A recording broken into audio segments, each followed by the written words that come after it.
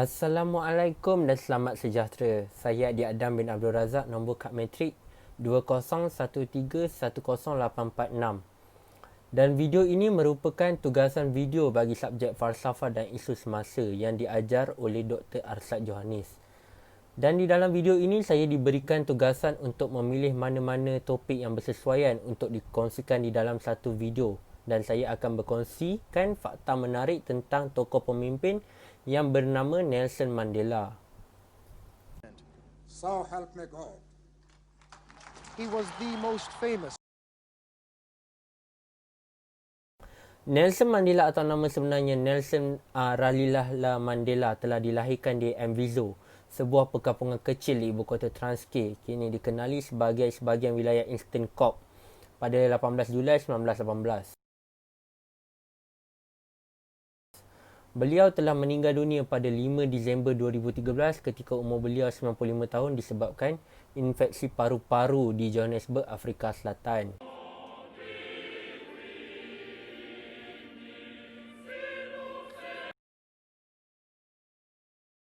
Pada tahun 1944, Mandela telah membentuk Liga Pemuda Kongres Kebangsaan Afrika ANC Youth League, di mana program kegiatannya telah ditetapkan oleh parti ANC pada tahun 1949. Parti ANC diharamkan selepas pemberontakan di Sharpeville pada tahun 1960 dan Mandela sebagai tokohnya ditangkap dan dipenjarakan pada tahun 1961.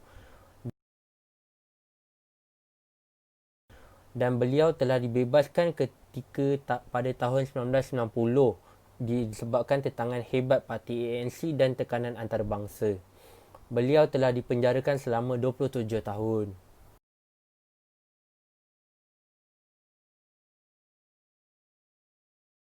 Pada tanggal 11 Februari 1990, Mandela telah berjalan keluar dari penjara dan dikerumuni sekitar 50,000 pengikut beliau yang telah menunggu berjam-jam untuk melihat beliau. Mandela walked out of Victor Verster prison today like a chief of state, flanked by his first lady and by the men who'd been hired to protect him.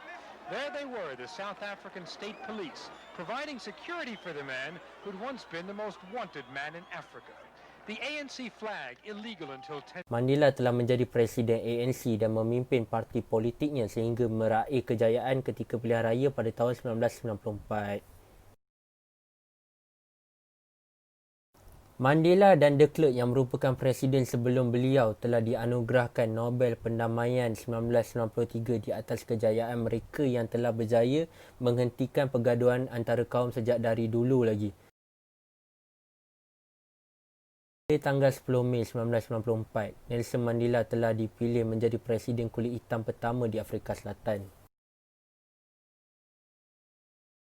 Ketika awal pemerintahannya, Nelson Mandela telah menukar bendera kebangsaan dan melambangkan bendera tersebut sebagai kejayaan penyatuan antara kaum di negara tersebut. Selain itu, ketika Afrika Selatan menjadi tuan rumah kepada Sukan Rugby pada tahun 1995, pasukan rugby The Springboks telah menjadi juara dunia disebabkan oleh penyatuan kaum yang telah dilakukan oleh beliau.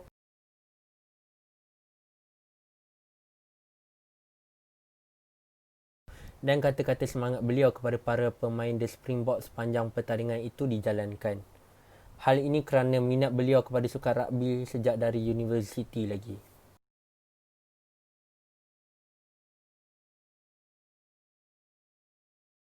Nelson Mandela telah menubuhkan satu organisasi untuk merawat pesakit HIV dan AIDS pada tahun 2002 dan mendirikan organisasi tersebut menggunakan nombor siri bajunya ketika saat beliau di penjara dahulu.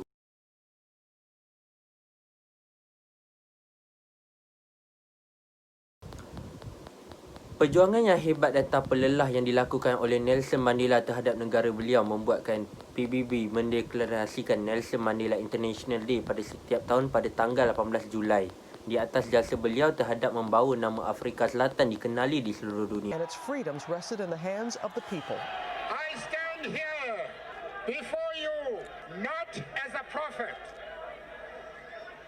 but as a humble servant. And for Antara fakta menarik yang lain ialah Nelson Mandela telah dijadikan sebuah cerita berdasarkan kisah kehidupan sebenar yang dilakukan oleh pelakon hebat seperti Idris Elba dan Morgan Freeman.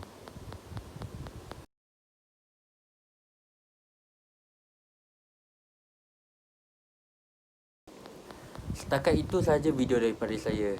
Sekian, terima kasih. Assalamualaikum.